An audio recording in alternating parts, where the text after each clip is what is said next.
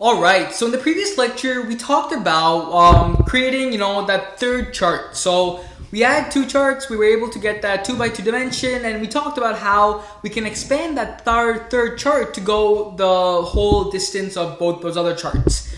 But anyways, moving on from line charts now, and the next topic is going to be our bar charts, okay? So again, this is going to be a short series, maybe 2 or 3 lectures max, and I'm just going to discuss on how we can create these bar charts, how they work, stuff like that. So importing wise, it's going to be a little bit different. What you're going to do is you're going to say import matplotlib.pyplot as plt, and then you're also going to import numpy as mp. Okay, basically numpy is a module that will allow us to use 1 or 2 functions that is necessary for creating a bar chart. Okay, so that's great. Next thing is you're going to create a position. So just create any random variable. I'm going to call it pos or position, and set this equal to arrange, and then in brackets 6 plus 1 or plus 0.5. Okay.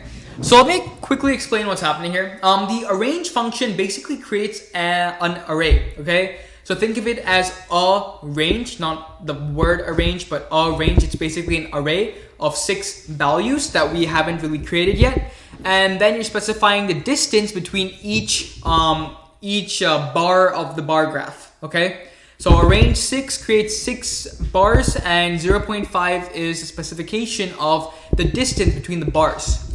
Cool? Now, the next thing is, you want to specify what type of bar graph. Is it a vertical bar graph or is it a horizontal? Let's create a vertical. So bar v, except before doing that, you have to say, I'm sorry, I missed one thing over here. It's going to be np.arrange. So make sure you specify np. np is again for numpy. Numpy module has the arrange function. So pos is equal to np.arrange, 6 plus 0.5.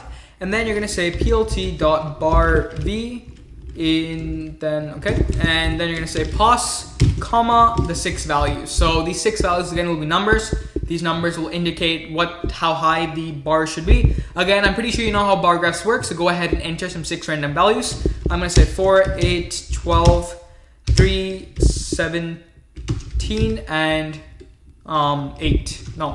6. Okay?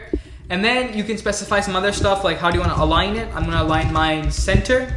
And then you can specify the color of the bars. So I'm going to say color is equal to, and for me, I like red. Red's a nice color. So that's plt.brv, and then all you have to do is say plt.show. So again, this has no labels, no thing whatsoever, but we're just creating a basic chart. That's it. Okay, it has run. Whoops. Okay. Give it some time. It gives me module object has no attribute brv. It might be brv, I'm not sure. I know brh is horizontal. I wonder what vertical might be. Let's try, maybe w, I'm not sure. Let me see if this works. Otherwise, I'll go ahead and find it out for you. I know bar h gives you the horizontal, so let's go ahead and try that. Bar h does definitely work. There we go. Ta-da. Take a look. So this is our 6 bars, and the distance between that is 0.5. And by 0.5, you can sort of tell because 0.5 is the distance from 1 to 2, I guess. I think that's what they meant by 0.5, or maybe 0.5 is a different sort of value.